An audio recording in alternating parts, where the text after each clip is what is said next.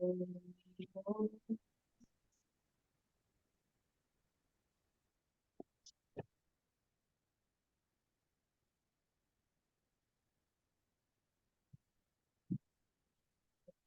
progress.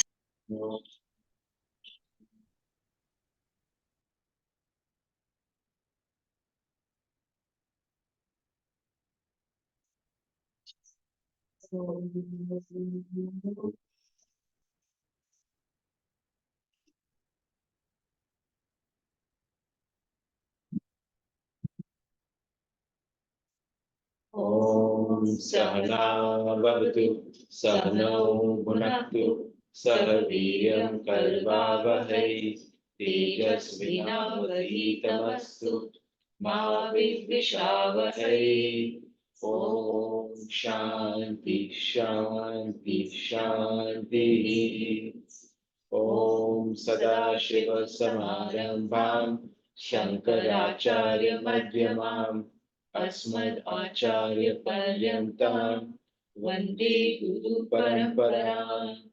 Om Guru Brahma Guru Vishnu Guru Devo Maheshwara Guru Sakshat Param Brahma Tasmai Shri Gurave Namaha.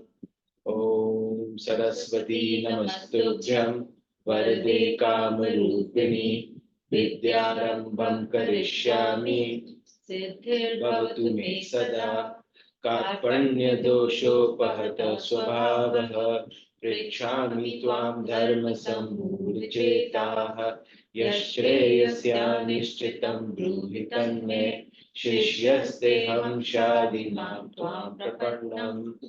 Om Vame Manasi Pratishthita Mano Me Vachi Pratishthhitam Avir Avir Maedhi Vedasya Maanistah Shrutam Me Ma Prahasihi Anena Adhitena Ahoratran Sandadami Ritam Vadishyami Satyam Vadishyami Tanma Bhavatu Tadvaktaram avatu avatu mam avatu vaktaram avatu vaktaram. Om Shanti Shanti Shanti. Om Bhadram Karnebhi Shunyam Devaha Bhadram Pashyema Akshapirajatraha Sthirairange Stushuvagvam Swastanubhihi Vyashema Devahitam Yadayuhu Swastina Indro Vridhashravaha Swastina Pusha Vishwavedaha Swastina Saksho Arishthanemihi Swasti no Brihaspatirdhatu. Om Shanti Shanti Shanti. Om Aham Vrikshasya Reriva Kirti Prishtam Gireriva Pujya Pavitro Vajiniva Swamritamasmi Dravidagvam Savarchasam Sumedha Amrutokshitaha Iti Trishampur Vedanuvachanam. Om Shanti Shanti Shanti.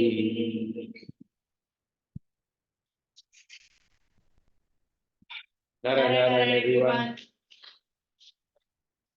Okay. So last class we did 12.8. Let's have one person do the 13.8. Yeah, 13.8. Vijay, would you like to do the summary? So last class we were largely referring to ahamta and mamta, which is indulging in the sense and saying no to it. The ahamta is the inness that we are mentioning about, and acting with the equanimity is the criticality of the acting with the equanimity is largely covered, and ego is limiting all our boundaries. Basically, my body ego or my senses ego, all the limitations are being imposed by the ego typically.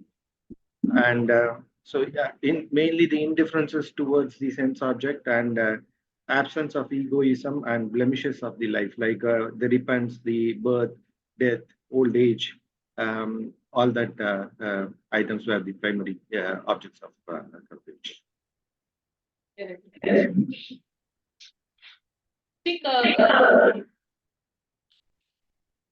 think, yeah, perfect. Thank you. Um, Important to remember that this is the only shloka in all of Gita where the birth, death, diseases, happiness, unhappiness, all of these are called the blemishes of life. Dosh. In Hindi, the word used is dosh. That they are called dosh of life. And they are called dosh of life for us to understand that this is not what we are meant for. We are meant to experience bliss, an everlasting happiness, right? And so coming, as long as we are coming back into this material world, which is transient, we always experience this dosh. So it's meant to remind us to that this is a disincentive to take birth again and again and again, and is meant to act as an incentive, a propeller for us to go towards that ultimate bliss and use every minute to connect to the Lord. Use every minute, every VGP um, as a way to be in yoga, right? To move our journey forward and not uh, procrastinate this journey. Abhi nahi to kabhi aur, right? We always have this sense of immortality, right? It's because the experiencer inside of us is immortal being, right? But we don't understand that this body is finite, right? It is transient and is finite. So we only have so much time.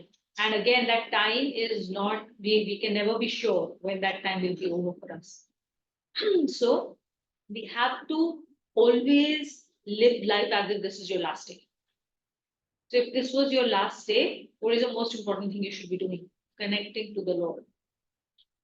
After this, we don't know, based on our vasanas, which particular body we have taken on, which particular body we will take on, right? The body we take on after this, the being that we take on after this is based on our vasanas.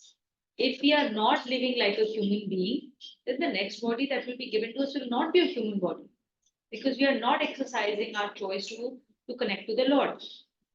If we are constantly in vogue, right, or if any of our vasanas is strong enough, which is super strong for a certain type of bhog, so Bhagwan ji will say, okay, this is the bhog you want to do, right?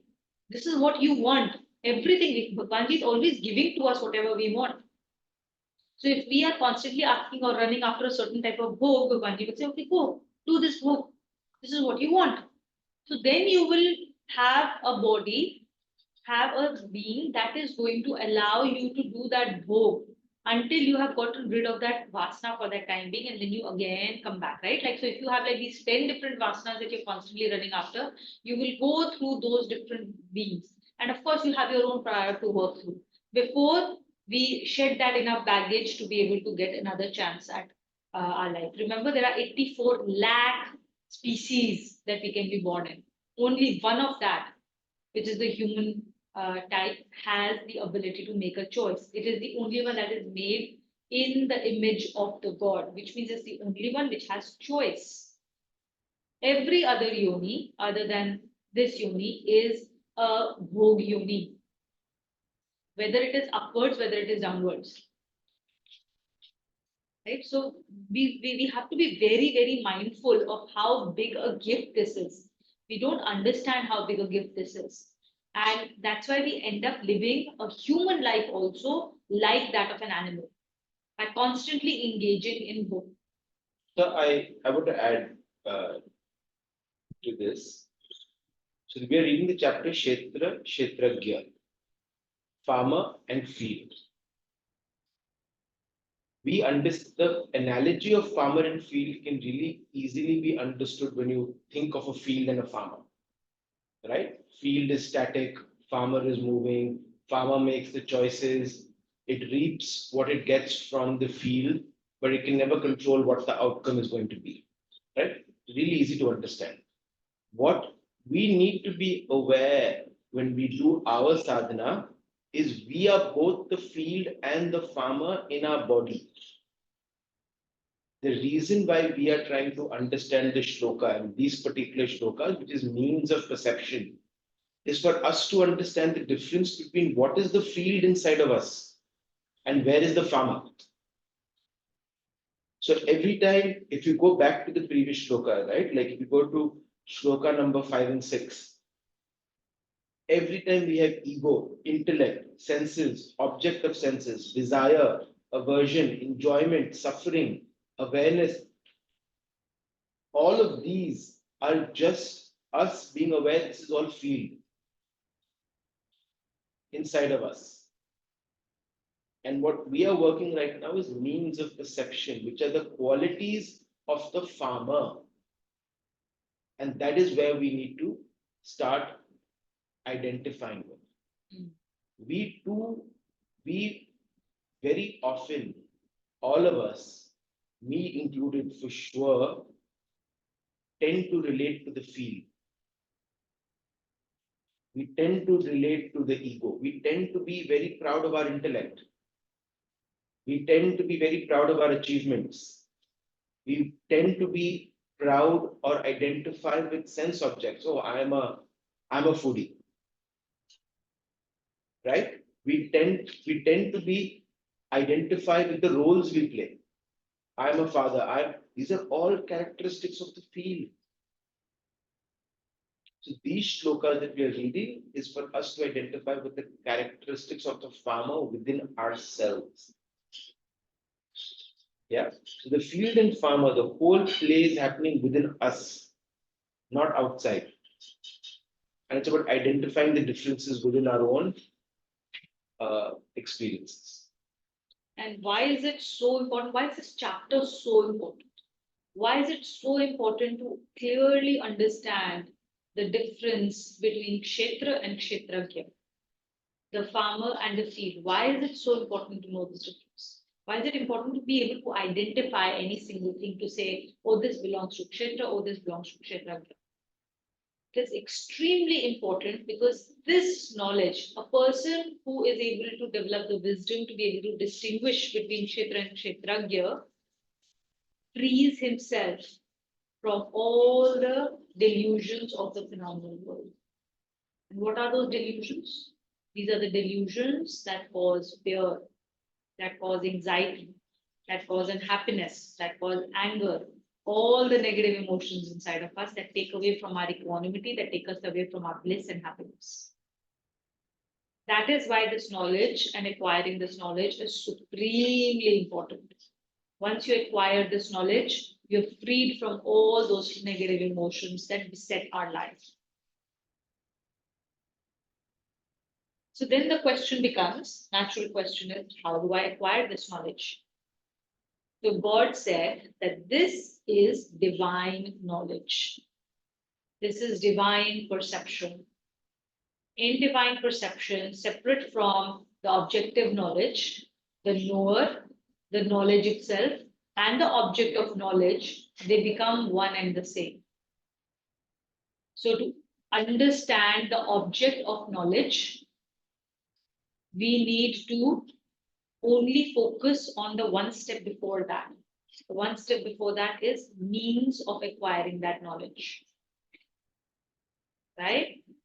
And that's why we are now going through the means of perception, the means of acquiring that knowledge. So we don't now have to focus on the object of knowledge. We don't have to focus on God. Who is God? What is that shape? What is that farmer? What are the characteristics of that farmer? What happens to that farmer? How do I experience him? So God is saying, don't focus on that. That will happen automatically as long as you focus on the means of perception. That is why now we're going to means of perception. So these are the things we need to learn to focus on. These are the things, these are the characteristics we need to cultivate upon. These are the things that must reflect in our behavior. And as these behaviors become stronger and stronger inside of us, the knowledge of the farmer will become clearer and clearer. So I'm going to give you a very simple example, but it's a very gross example, so don't go to too many layers of it. Imagine the mind, right? Our entire internal structure is like a cave, dark cave. And our consciousness, and that's for another term for consciousness, awareness, is like a torchlight.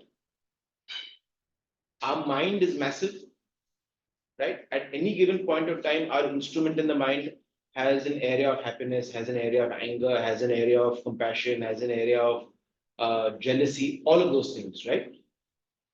That flashlight, which is awareness, is roaming around in the cave. If you take it to the part of the cave which has anger, that is what you will experience. You take it to the part that is happiness, that is what you experience. Right now, this torchlight is completely controlled by Sansar and our VVGP. But if you are able to control your awareness in the mind, you can choose to have that torchlight on bliss. And the way to do it is the shlokas we are reading: indifference to sense objects, absence of egoism, blemishes of life, and we will keep reading. So always remember, our only choice is where we want to shoot that light. And that is directed by the bhav with which we do things.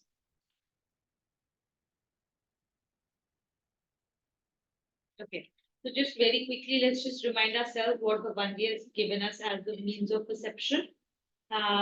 One word each. Let's just go through that and then we'll start the next chapter. Okay, the revision is very important. Not next shloka. Okay, I'll go to the next one. You said next chapter. Shloka, sorry, Shloka. So the means of perception he has told us, and remember, these means of perception are the things that we must cultivate in ourselves, things to focus on, things to work on. Humility, right? At all points of time, humility, and not having expectation of acclaim, not having expectation of people praising us for our abilities which Bhagwanji has given, for the resources we use Bhagwanji has given, or expect people to respect us, any of those things, right? Because nothing belongs to us. It all belongs to Bhagwanji. We are just being a means. So have that humility in everything we do and experience. Being unassuming and unpretentious. Unassuming and unpretentious. Do not try and project who you are not. Be very honest about what we are trying to be. Non-injury. Non-injury, very importantly, in our words and in our thoughts. In our words, we very often are disparaging of others. We are very often indulging in gossiping. And we sometimes don't even realize we are indulging in a gossip. So let's be very wary of it. Every time we gossip, every time we are disparaging of a person behind their back, every time we have a bad thought for someone else, right? All of those things are taking us away from the Lord. It's taking us away from Bhagwanji. Remember, no thought in this world. See, thoughts are the creators of this world. Thoughts create, right? Om as a word, when they say speech, thought is a speech, it's a form of speech. Bhagwanji created this entire world through his speech. So we create our entire world through speech. And it all starts from this, the most subtle form of speech, which is thought. No thought in this world goes unanswered or undetected. Every thought we put out in this world stays there. And it will always come back to us in some kind of a resultant form. Be very aware of it. You will reap the reward of every thought you've ever had.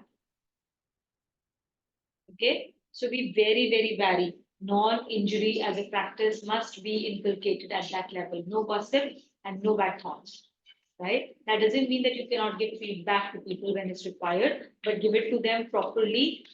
We know the dwar that we need to cross, the doors we need to cross to be able for the speech to be the correct form of speech. So we deliver it at the right time with the right bhav, in the right language, and with the right emotion, right? We do it correctly for the right purpose, right? And until then, we don't. And we definitely don't talk about people behind their back, right? The next one is forgiveness. So we have to constantly practice forgiveness for ourselves and for others. People will make mistakes. This world is imperfect. We will also make mistakes just as others. Forgive ourselves and forgive others. Rectitude, decluttering our physical and mental life. Very, very important. Because unless we declutter our lives, we will never create space for God to enter. We will never create space mentally or physically to be able to sit and do manan and nididhyasana. There is no time for that because we've cluttered our life up extremely heavily. So rectitude is very important. And then worshipping the preceptor. Worshipping the preceptor means really, really doing justice to, giving respect to this book, to our lineage, to Babaji, Babuji, Mayaju, who have brought this yarn to us. And they are taking care of our knowledge. As long as we give ourselves wholeheartedly, this lineage of saints are there to protect us and to direct us in our journey. So being grateful to them, and being grateful to them is not just like, oh, I'm grateful to them, saying I'm grateful to them. Being really grateful means really practicing what they expect us to do. If we are not practicing what they tell us to do, then how are we respecting them? Right? If we expect children to respect us, then when we tell them, please do this, this is good for you, then do you think you will feel respected if they go and do the opposite? Even if they come and tell you, no, no, no, Mama, Daddy, I respect you, but they go and do exactly opposite of everything you tell them. So it's not a function of words, it's a function of our actions, respecting them with our actions. Purity, purity of body, mind, and speech.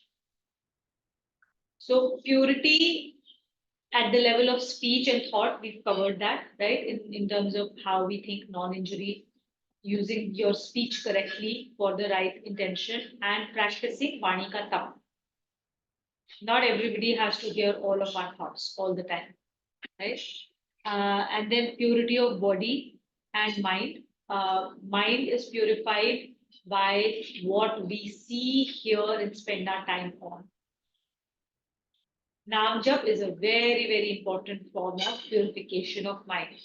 But what we shouldn't do and what we always end up doing is कि एक तरफ तो हम नाम जप करें सफाई करो सफाई करो सफाई करो, we are cleaning up the house, and at the same time दूसरी साइड से कचरा डालते जा रहे हैं,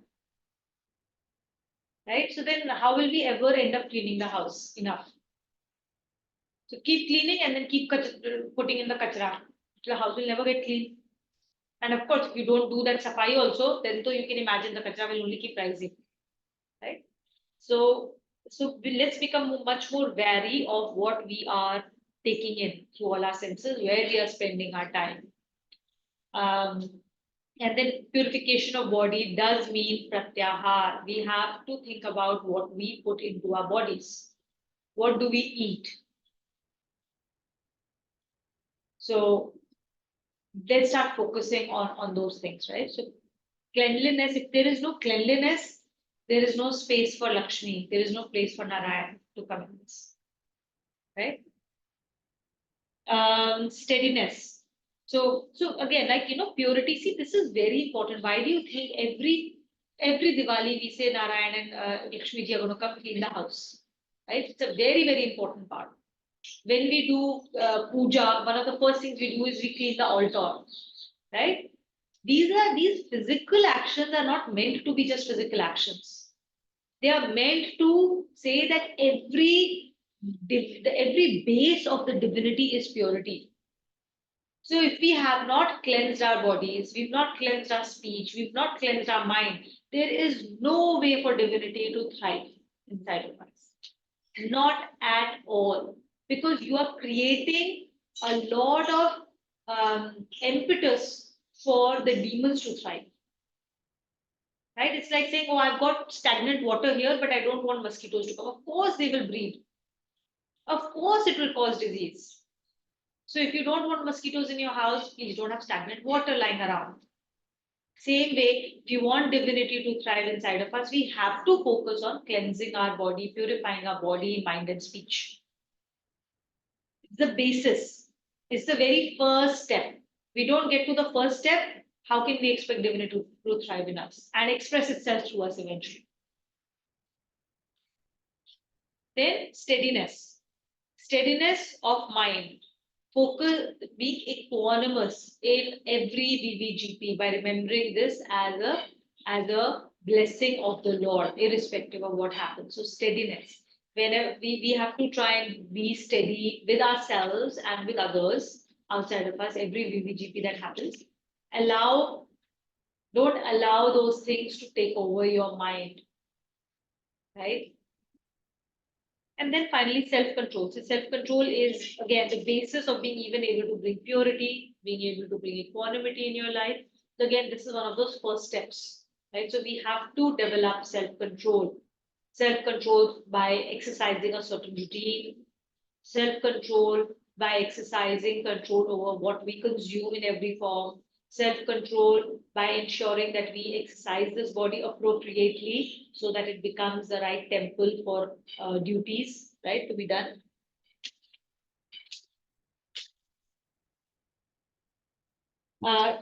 Yeah, and then the last one, the last few things is indifference to sense objects. That is part of purity of our body. What do we direct our sense objects to? Absence of egoism.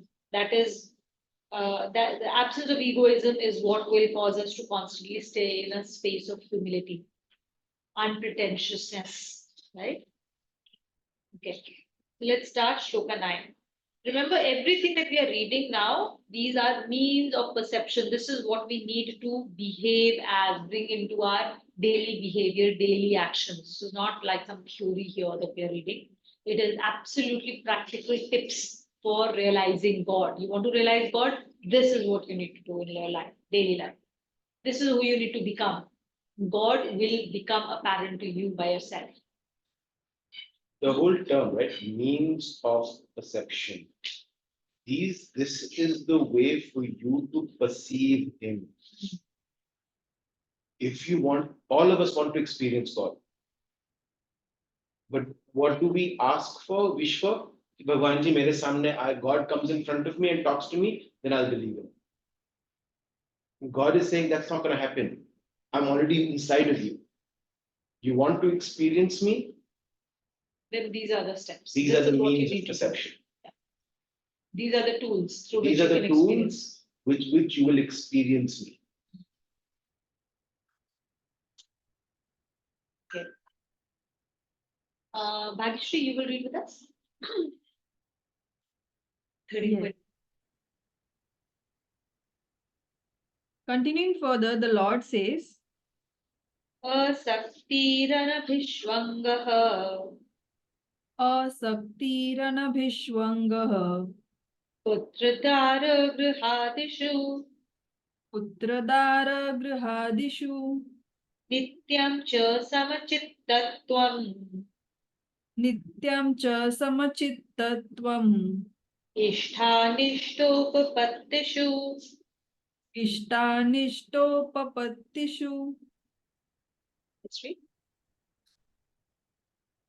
Absence of expectation of pleasure from son, wife, house, and the like, which are regarded as being one's possessions, and constant equanimity of mind in experiencing the pleasurable or the unpleasurable. Still more means of perception. Yeah, just Absence- in the last shloka, 12.8, we discussed I-ness. Right? So we are trying to understand I-ness. And in this shloka, 12.9, we'll understand minus. I-ness, who I am, and minus what belongs to me.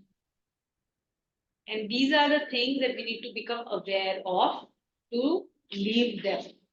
The I-ness and minus has to go because I-ness and minus creates limitations. Great attachment.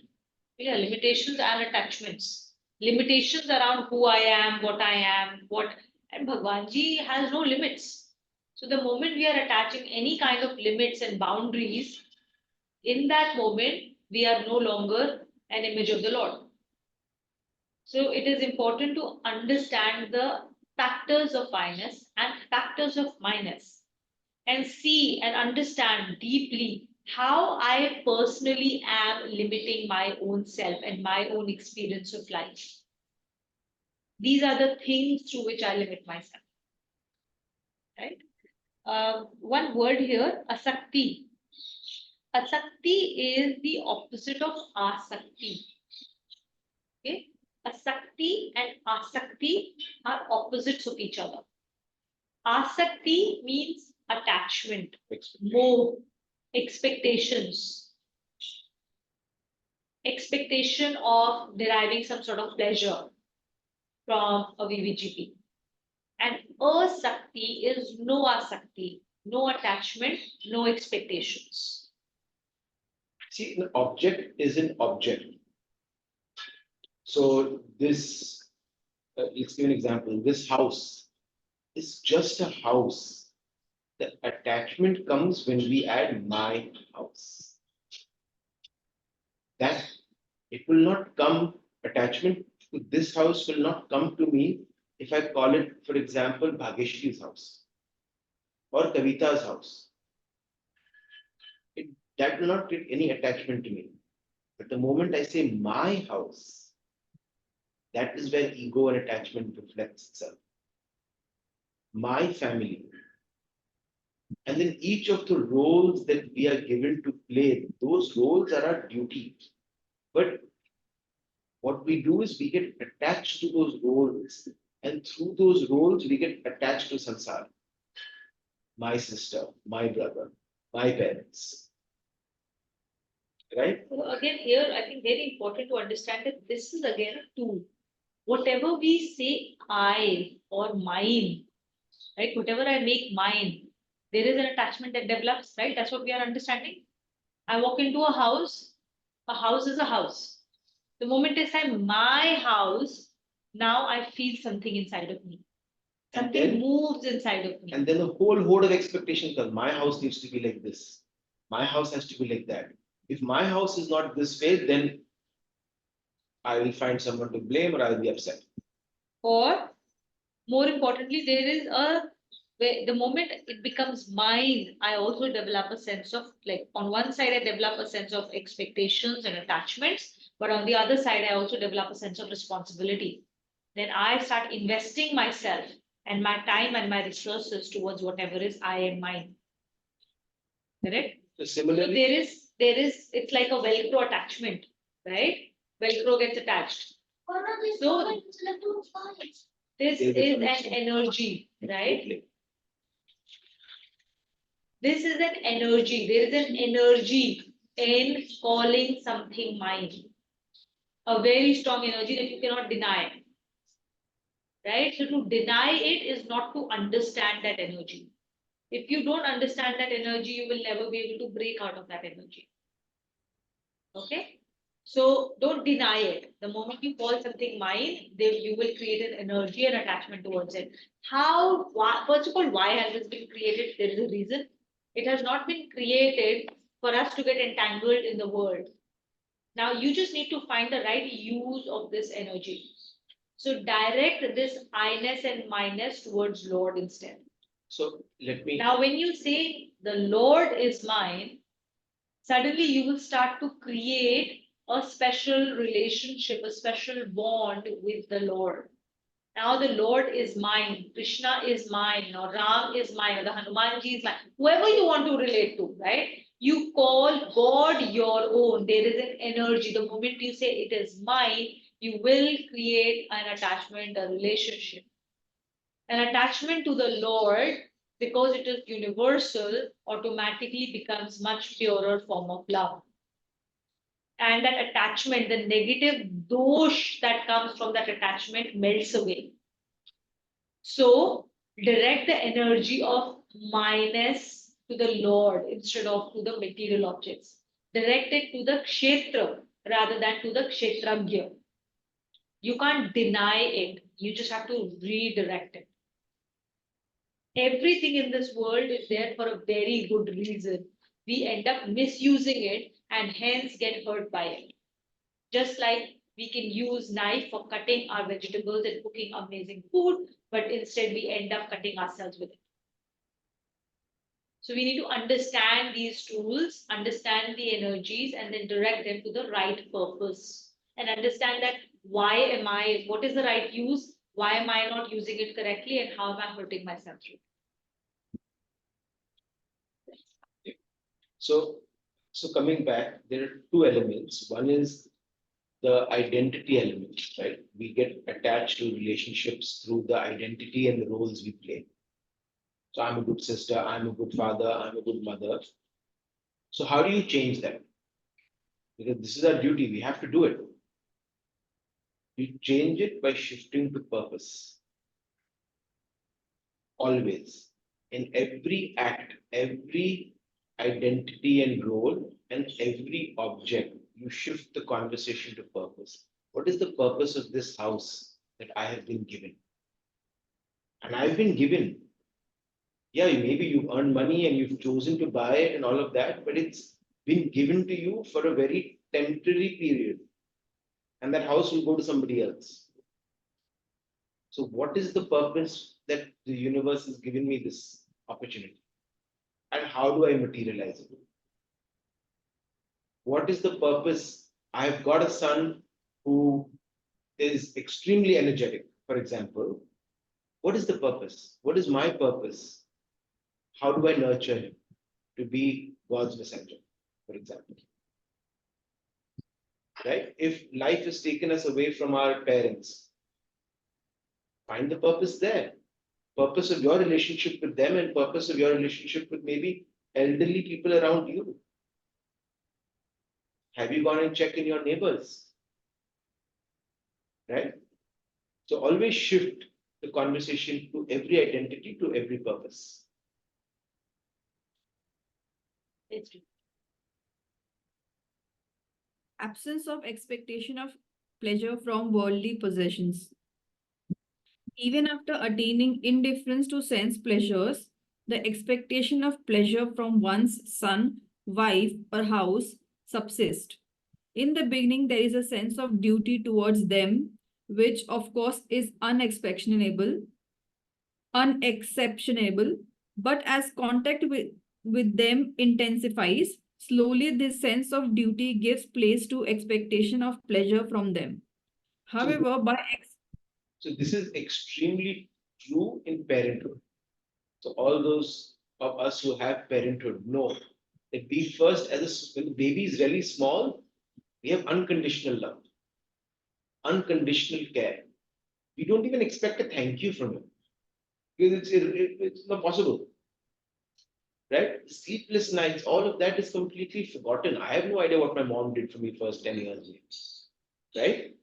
But as the child grows bigger, the expectations from the child start increasing to behave a certain way, to treat us a certain way. And then as they get more independent, if you're not able to let go, your expectations keep increasing. The attachment increases. Right? As a parent, you can very clearly see how your unconditional love, if you're not detached, creates a whole burden of expectations that weigh us down.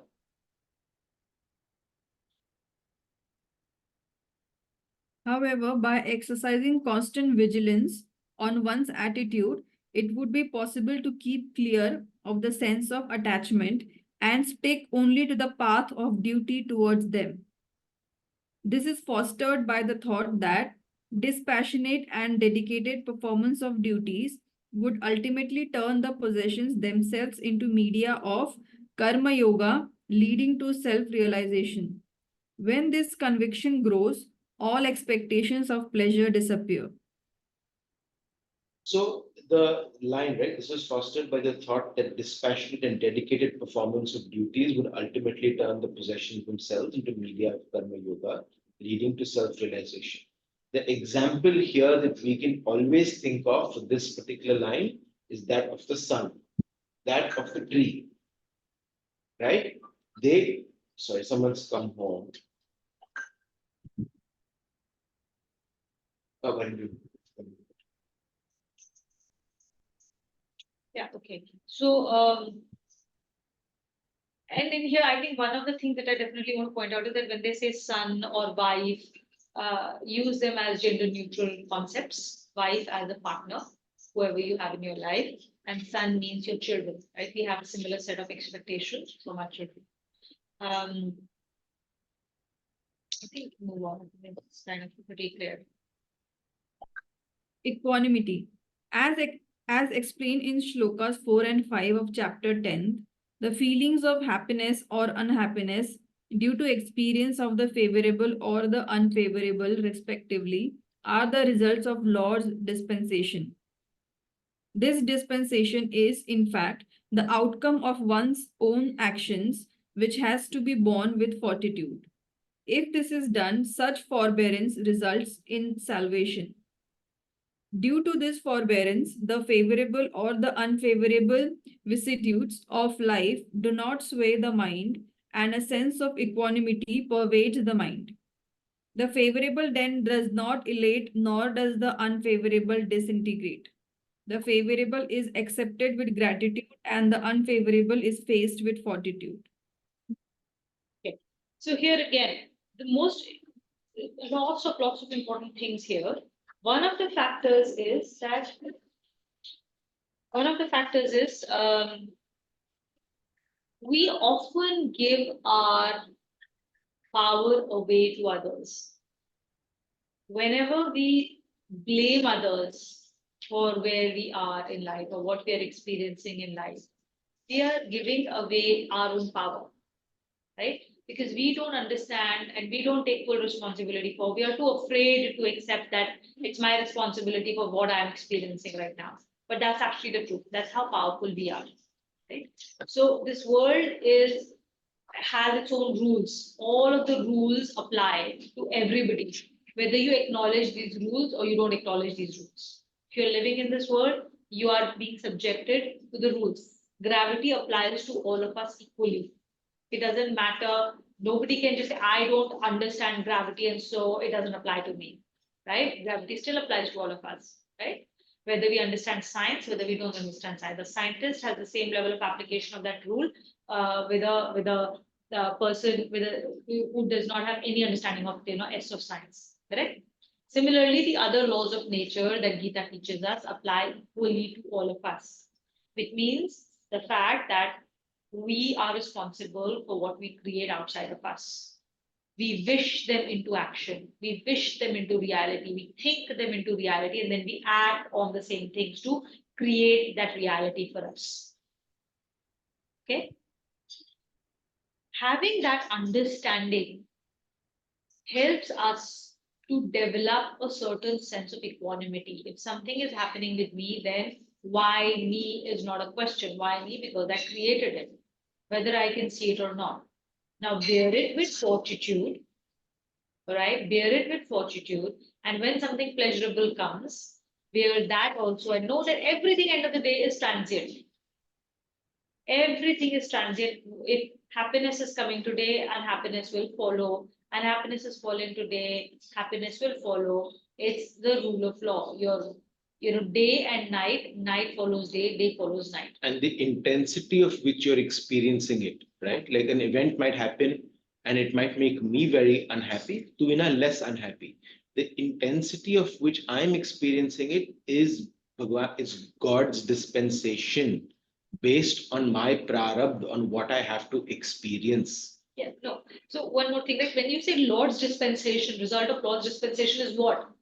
It is basically the rules that he has set aside. You provide an input. Now, Lord's dispensation is that that it will follow through that entire algorithm, and an output will be created. So but the input is created by us, no? So that is what you need to constantly remember. And at the moment, and we create these actions, these results that we get attached to because we think that we are this body. Because we attach ourselves to the sense of ego. Because we have an ego that I am me, I am this body, and I am this possessions that I have, these relationships that I have. I define myself in that limited way. If I define myself in the limitless way by identifying myself with the Lord, then there is no me, there is no other, there is only one. In that case, my body may still experience the results that have followed through because of certain actions that I have done. For example, even if I'm an enlightened person, if I put my hand in the fire, my body will still get burned because that tissue is still subjected to the laws of the material world. But my mind will not experience the pain, the suffering that a person with body consciousness will experience. Right? And yes, you do see a lot of siddhis, you see a lot of that stuff. Those siddhis that we see are also a result of laws of nature that these siddha people are able to access. They are able to access certain tools which will, in consonance with the laws of nature, be able to produce results that for people who don't have access to those tools seem extremely like, oh my God.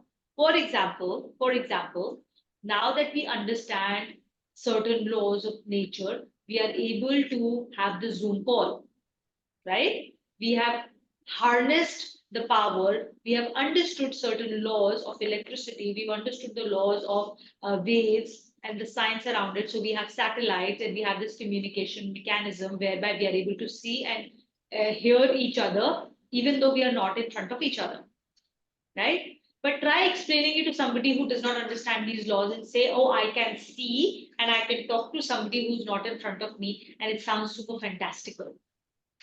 Sounds like, oh my God, how did that ever happen? That just sounds like magical, right? You can create a fairy tale out of it. But when you understand that there are certain laws which can be harnessed and you can create these tools and be able to follow through that, you can create a Zoom call. You can create internet, correct? It isn't fantastical anymore to somebody who understands these laws. Similarly, you may have heard of a lot of other fantastical things that certain Siddha people are able to do. Just understand that they are also subjected to the laws of nature. They don't defy those laws of nature. They just are able to understand certain laws that you and we don't understand. And they are able to harness them. Everything in this world is subject to laws of nature. Okay?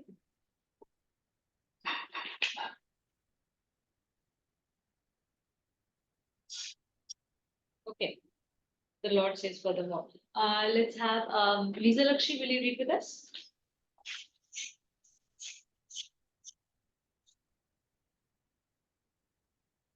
The Lord says furthermore, मयि चानन्ययोगेन Mai Chanandya Yogena भक्तिरव्यभिचारिणी Akyaritya Vicharani भक्ति Bhakti रव्य Rabhya विचारिणी.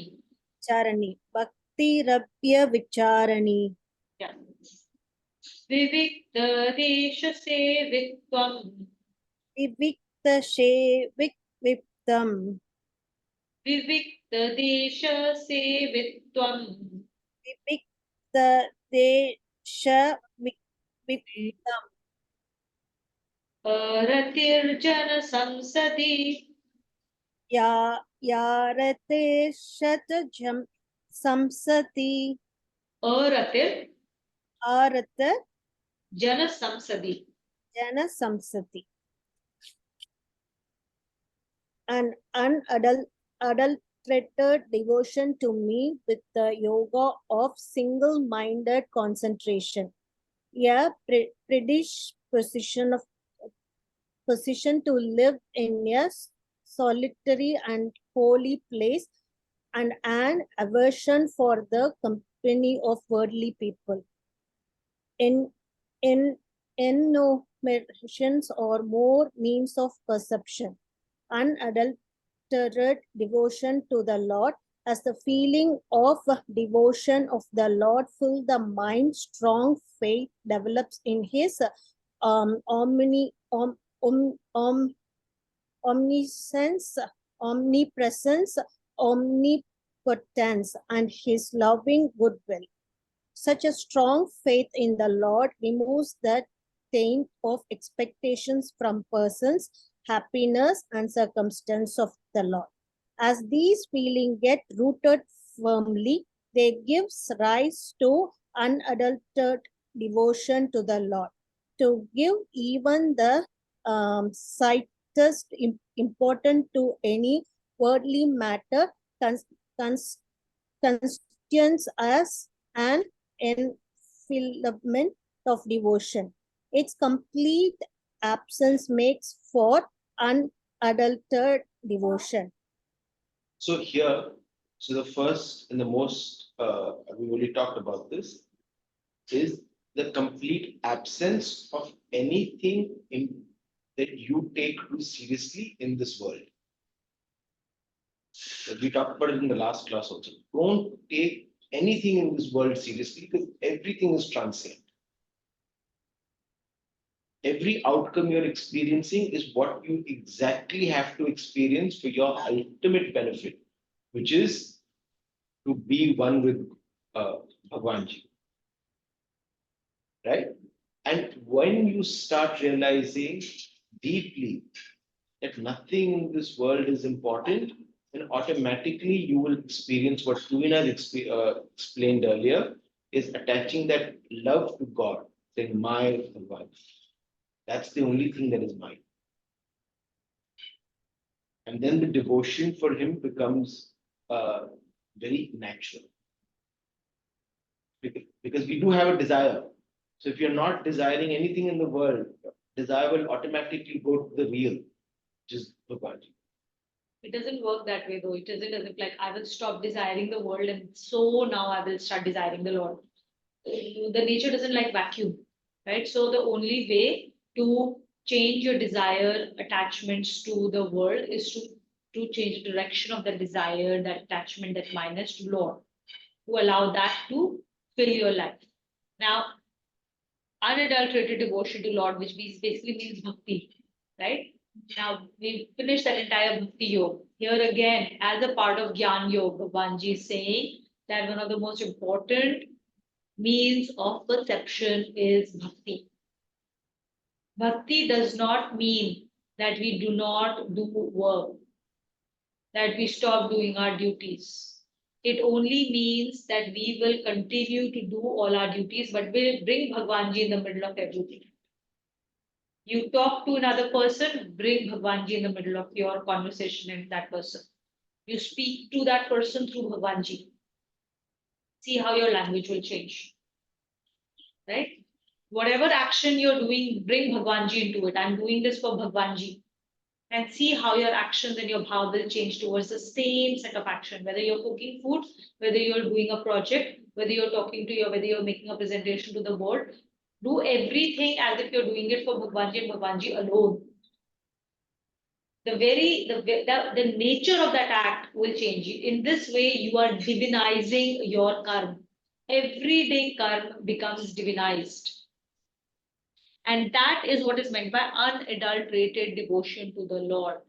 Do not take that to mean कि काम को एक side में रखो, duties को एक साइड में रखो, हम जाके मंदिर में बैठ जाएंगे. Right? This is not what is the unadulterated devotion of God. There are 4 purusharth that are given to us. Right? It is dharma, arth, kam, and moksha. These are the 4 purusharth of our life. Dharma must always go with arth. Kam must always go with moksha. Arth हमें कमाना ही है. That arth will be done as long as we do everything with dharma. Right? So arth must go with dharma. Acquisition of anything that is material in this world must be done in a dharmic way towards dharmic ends. Then we incur no negative consequences. Kam, desire, which is a purusharth, by the way, right? So you can't get rid of desires. Calm should be only of one thing, which is moksha. Desire of only one thing, which is moksha. No desire that is, oh, I want to have this house, oh, I must have this car. Everything that you need is, as long as you have only one desire, which is that of moksha. Everything you need for that moksha will come to you as a part of Bhagwanji's dispensation. And whatever will come, you don't create attachment to it, because it will, just as it has come, the same way it will go. It is not yours, it has been given to us for a certain purpose. Will stay with us as long as we are using it for that purpose, and when its purpose is over, it will go and it will be replaced with something else that's more appropriate for that moment of our life. It So- will stay in our life for only as long as there is utility for that in our life. So when we do things with purpose, as Tuna is saying, the experience within us is that of contentment and that of satisfaction. When we do things for sansaric objectives of our ego, our experience is that of elation and happiness. And I think all of us have experienced both of those emotions. Happiness, elation, transient, contentment, satisfaction is real. It is yoga. It is what is connecting us to Bhagwanji. And that creates a What we higher need- form of happiness, which is called bliss. Doesn't mean that we won't experience happiness. What we need to be tracking is the contentment or the satisfaction index rather than the happiness index. We tend to count the happiness index. Right? Am I feeling satisfied today? Am I feeling content today? Have I done my duty? You will realize days you do your duty, even though the result did not go your way, there will be a quiet satisfaction that at least you showed up and you did what you had to. Right? That's how athletes perform in big games. You know what? We did our best. We lost to the better team. Move on. That doesn't mean they failed. So unadulterated devotion to Lord, काम करते चलो, नाम जपते चलो. Keep doing your work and keep doing naam jap at the same time. That is the real meaning of unadulterated devotion to Lord. काम करते चलो, नाम जपते चलो. Let's read it.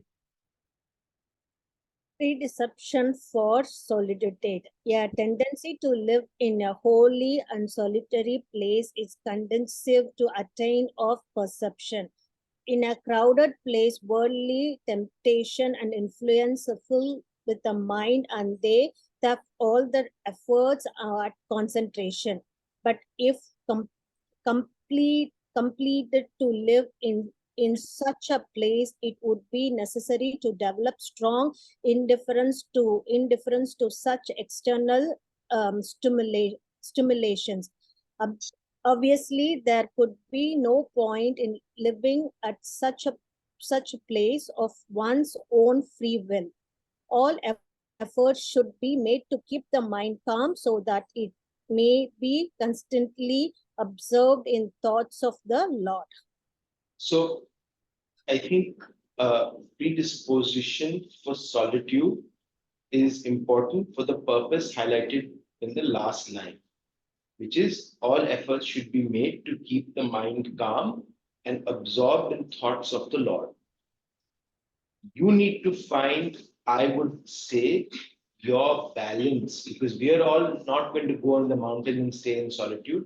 Even if we try, our thoughts will never disconnect from the duty and the Rajasic bhav we have and the things we want to experience, etc. So the question then becomes, how do you ensure that your mind stays calm and is always connecting to Bhagwanji? And the answer there is Karma Yoga. Every act that we do for Him. Give it up to Him. That is when you are constantly absorbed in His thoughts while doing whatever duty you have to on a day-to-day basis. So, important thing to ask is, where do we live? Where do we live? When we read this shloka, when we read this paragraph, it's the first and the most physical, gross way of looking at it is here it's asking us to not live in crowded places. We all live in cities, we live with people. It's asking you to go away in some cave and go to Himalayas, right? But actually, we don't live in our houses. We don't live in cities. We live in our minds. No other place to live. We live in our minds. Now read this paragraph again from that standpoint. Okay. Tendency to live in a holy and solitary place is conducive to attainment of perception. In a crowded place, worldly temptations and influences fill the mind and they thwart all efforts and concentration. A mind that is very crowded with thoughts of the world, the thoughts of shopping, the thoughts of how am I going to decorate this place up, the thoughts, all these worldly thoughts. How will I decorate my house up? How will I decorate my kids up? How will I decorate my house up? How will I decorate my food table up? Right? All of these thoughts, if they are the primary thoughts in our mind all the time, as if those activities are an end in themselves, as if all those things that I'm doing are the sources of pleasure and happiness for me. If I dress up in a certain way, I cook a certain type of food, my house looks just like a certain way, my car looks like a certain thing, I do certain types of shopping, I live in certain things, I do certain types of holidays. If those things are my sources of happiness, then I'm living in an extremely crowded world. I'm living in a very, very crowded mind where every time I look at other person, I look at their houses, I look at their possessions, I go into a mall. All I'm doing is living in a very, very crowded place in my mind. And my mind is constantly running after how do I achieve this? How do I get that? How do I do this? Feeling of anger, jealousy, incompleteness. I don't have this, so I'm incomplete. How do I now get that? Right? This kind of a mental environment is not conducive to divinity at all. It's constant chatter of the world around me. So, and this is very easy to test for each one of us. Sit down for 10 minutes with nothing to do and observe your mind. Not meditation. Just see where your mind is constantly taking your thoughts. 10 minutes. Guarantee for most of us, we'll get restless. Or most of us, what will happen? Our task list will keep coming up. I say, I have to do this, I have to also do that, I have to prepare for tomorrow. Oh, what about this? Oh, I did not, all goes in the past. I did not do this yet. I did not do this properly. Or we are preparing a plan for something, or I'm now planning for the dinner party So- I have to host, or I'm planning for the next holiday, or I'm planning, or the moment we get, most of us, we don't even realize how tuned we are to this really crowded place in our mind because we constantly, without even realizing, fill our life up with the next thing and the next thing. And then we don't sit even 10 minutes with ourselves. It creates a sense of FOMO. The moment I have free time, I will now start to arrange another visit to a friend. Oh, let's meet for coffee. Let's go for a movie. Let's do this. Let's do that. We are constantly filling our life up with Rajasic activities. So when you Result have, of a crowded mind. so when you have all these crowded buildings, how will the sunlight reach? Right? So we have to create, that is, this is part of rectitude. Okay. That is why rectitude is so important. That is why it's so important to declutter our mind, to declutter our physical life. And as we declutter, as we start to embody rectitude, those empty spaces will start to come up and our mind will start to become emptier. Our mind will start to become quieter, which is much more conducive to Manananidhi Dhyasa. And that's how we start to live in a holier place where more divinity can start to flourish. That's the real meaning of predisposition for solitude. being able to live with ourselves. And next one, if you're compelled to live in such a place, it would be necessary to develop strong indifference to such external stimulations. You're required, as a part of living this life, you're required to do certain actions.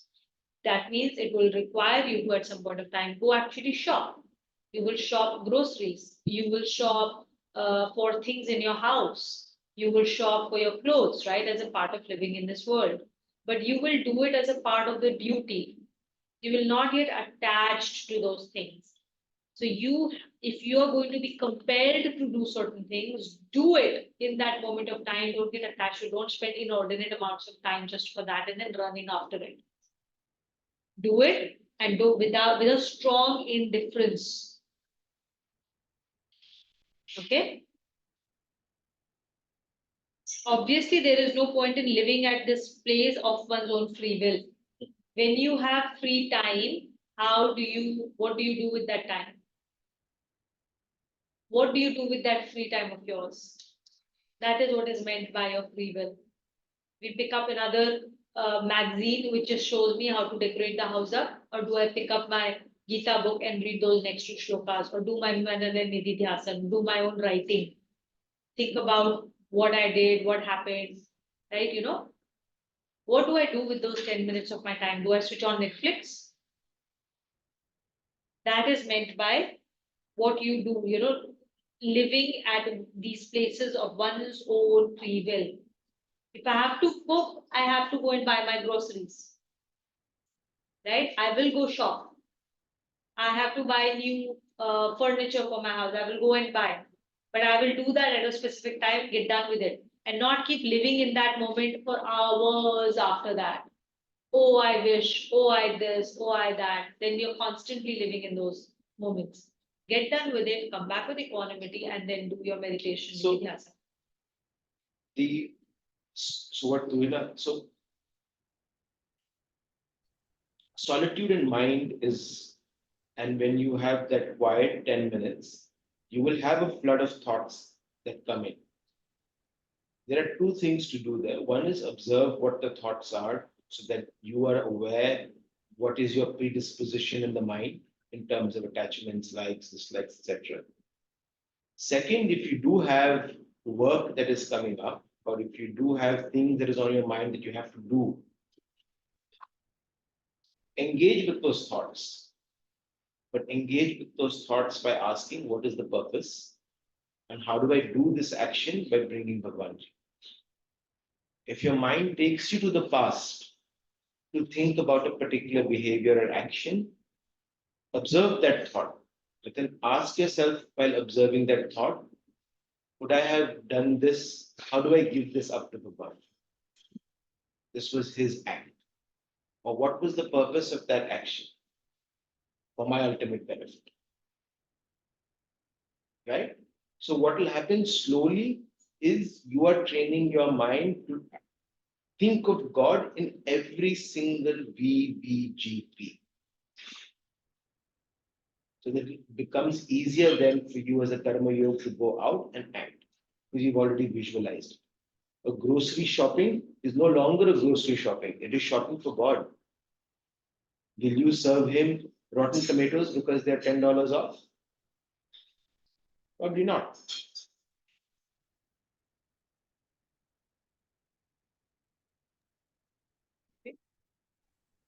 A vision of the company of the worldly people. Association with the people absorbed in worldly thoughts gradually influence the mind, such as the association should be restricted strictly to what is observably necessary for performance of duties. To expect any happiness from it or to waste the time in useless gossip with such a people to tend to increase the indolence of the mind. If the play of the destiny or the requirements of the performance of the duty bring one in contact with such a person, not such harm would be done. But any full, willful or close association with them with expectations of any happiness or gain could positively distribute the concentration of the mind. On the other hand, com- on the other hand, commune with saint or realized soul is quite different from the society of the worldly people, just as a piece of wood thrown into the fire becoming fire itself, while maintaining its shape in the same way, such stains and realized soul or themselves of perception in human form. Their company is always elevating. So, there's a saying, we are the sum total of the five people we spend most time with. Right? Why is that so? It's because our mind is impressionable, right? Because it is impressionable, that is why we are able to create new habits. That's why we are able to learn. So, whatever we show it, whatever imprints we create on it again and again and again, that's how habits get formed. And those habits then cause us to live life in a certain way, right? They become from conscious, they go into our unconscious. And then our behaviors towards triggers in this world come from that space of unconscious, right? They just get quickly triggered. So we have to be careful of what impressions we are creating for our own mind.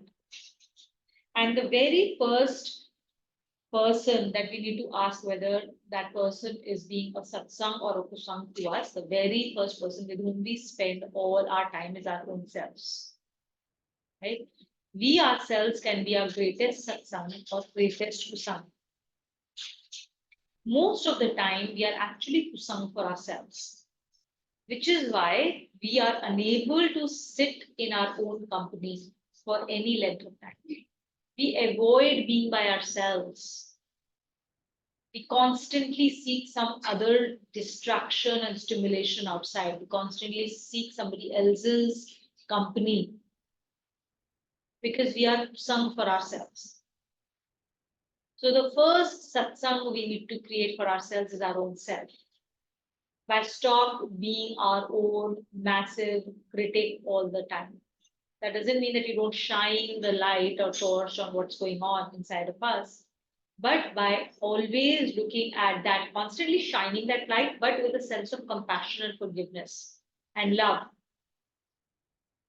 Okay, so first person that we need to turn into a satsang for ourselves is our own self. When we can do that, our ability to stay with ourselves, our ability to do our manan and nidhi dhyasan would increase. Right? The next thing is that we need to be aware of the people that we spend time with.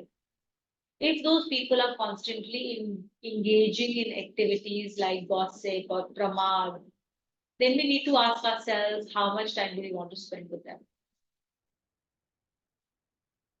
If, for example, my colleagues are indulging in such gossip, I need to spend time with them because they are my colleagues themselves, right? I can't avoid it as part of my duty to do my work, right? Make sure that you spend only that much time that is required for you to get your duty done and then walk out of it. Do not waste your time in doing the gossip just because everybody else is gossiping. Don't waste your time in pramad just because everybody else is doing pramad. Correct?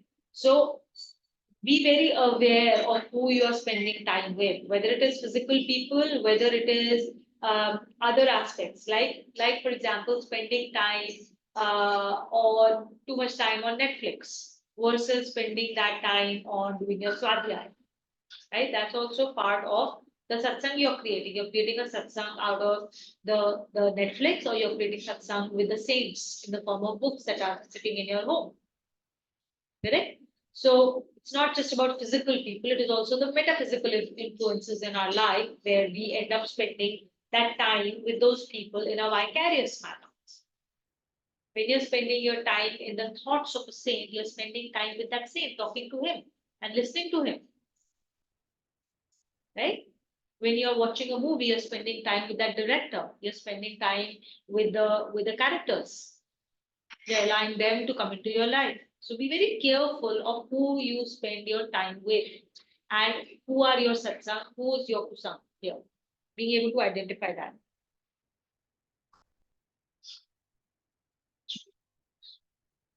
Yeah. Okay. I think we'll close the class here and let's do some takeaways now.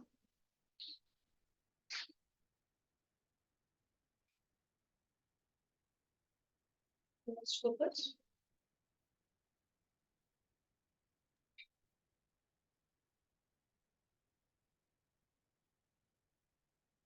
Yeah. Gauri. There are actually a lot of takeaways in this class, but my main takeaway is, the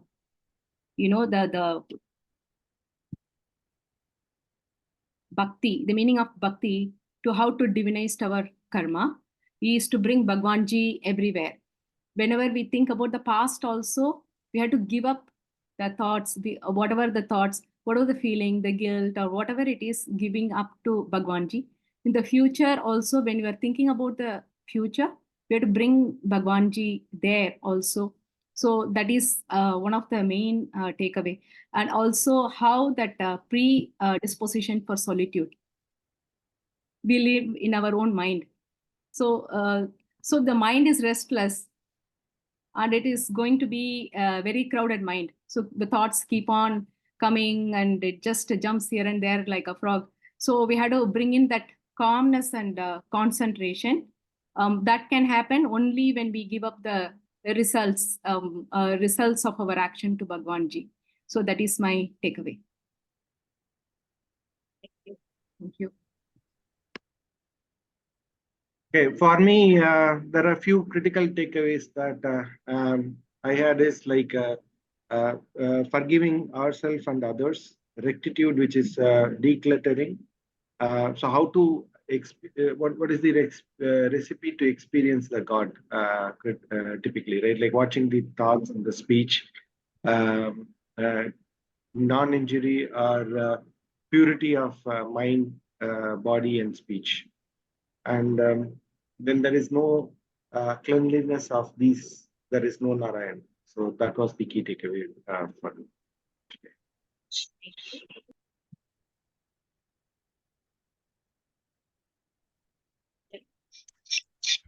Yeah, I think a lot of today was reiteration of what was also discussed last week. So it was a good kind of consolidation of our learnings from last week, as well as I think one key takeaway from me was that instead of focusing on the happiness index, one should focus on the contentment index, because that is something that stays much longer. Feels good, stays longer, and is more achievable, more in our hand, because then we have control over the mind. I mean, we can try to have control over mind rather than the situation. So I think that was a key takeaway for me. And then, yeah, I mean, apart from that, looking at the purpose behind every situation, person, attachment, makes us do the things in the right way, and removes again the dilemmas and the happiness, unhappiness kind of situation, and brings more contentment again.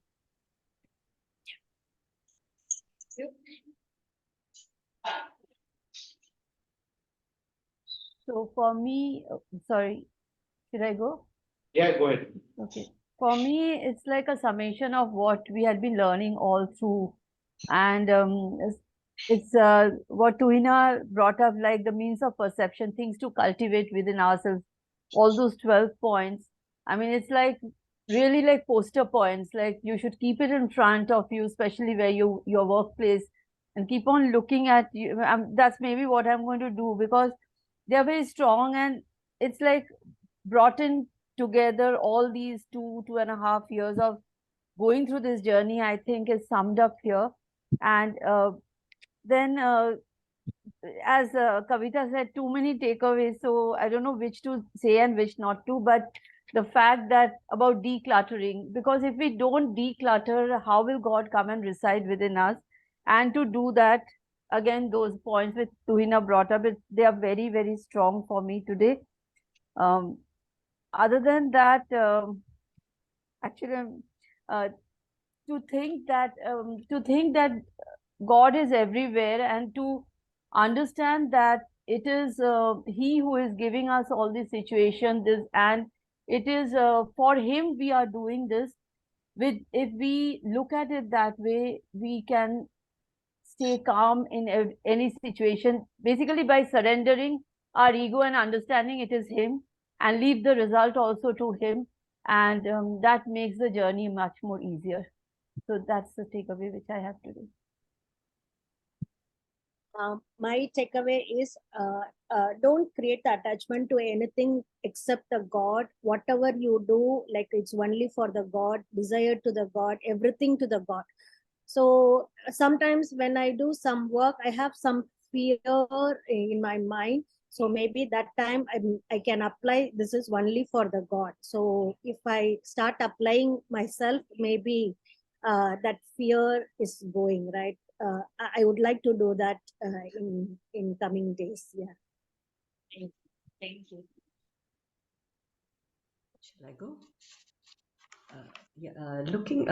For me, the first takeaway was looking at doshas as the means to identifying the doshas of this world as something which we need to get over, and making it a means to look for self-realization rather than make it a part of suffering.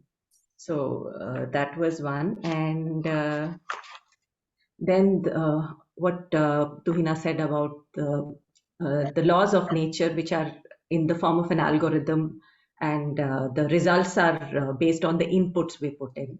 So that was one of the key takeaways. And also how dharma and artha should be used together as the purusharths, and kama towards moksha should be made into our goal. So those are the three key takeaways for me.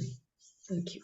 Right, I'll add one thing. When we talk about inputs to this algorithm, right, the inputs that we're talking about are not actions that we do, but the intention and the bhav that accompany a particular action. More often than not, that action is a part of the what we are supposed to do as a part of our prana. It will happen, okay?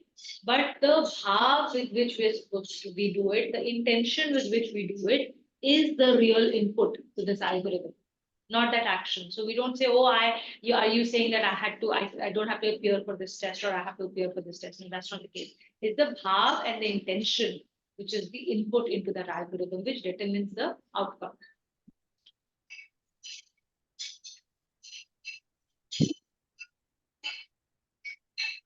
Yeah, for me, the thing which we learned that we live our life in our mind, so we need to keep our mind calm so that we can think only of God. That is one thing which I want to do. And another thing which we discussed, that we want to direct our energy again from I-ness and minus to the God. And one thing which gave me like reassurance was that everything is transient. Like after day there's night, after happiness there unhappiness, and then again happiness. So that's like a good thing, and I would like to keep myself reminding of that. I'll go. Yeah. So I think for me, what really stood out today was, what Abhinav, you said, that, there's not to take anything seriously in this world, because everything is transient, and, so therefore nothing is important in this world. So for me, we just need to, I mean, my action point would be to do everything or dedicate everything that I'm doing to Bhagwan Ji. As Tuhina, you rightly said, ki kaam karte chalo and naam japte chalo. I think that really sums up, what I need to do. And I think the other thing that really stood out was, this whole difference between contentment, satisfaction, which is like, which and happiness, and elation. I mean, I think I've gone through experiences of, when at the end of the day, you really feel satisfied and content. And what it brings is a sense of peace. Whereas happiness and elation, are pretty much transient. I mean, yes, for the time, it's very momentary. You forget the next day, that all that has led to that. But, when you're satisfied with something that you've achieved, I think it also brings with it a sense of peace. So, I mean, I could relate it to my self, when you said, when you spoke of those emotions. So yeah, so that's pretty much for me today. Lovely, lovely Very, takeaways. very nice takeaways. Thank you so much. Into the closing. Om Sarvesham Swastir Bhavatu Sarvesham. 1, 2, 3, start again. Om Sarvesham Swastir Bhavatu Sarvesham Shantir Bhavatu Sarvesham Purnam Bhavatu Sarvesham Mangalam Bhavatu. Om Sarve Bhavantu Sukhinah Sarve Santu Niramayaha Sarve Bhadrani Pashyantu Ma Kaschid Dukha Bhag Bhavet. Om Asato Ma Satgamaya Tamaso Ma Jyotirgamaya Mrityorma Amritam Gamaya. Om Shanti Shanti Shanti. Om Purnamada Purnamidam Purnat Purnamudachyate Purnasya Purnamadaya Purnamevavashishyate. Om Shanti Shanti Shanti. Om.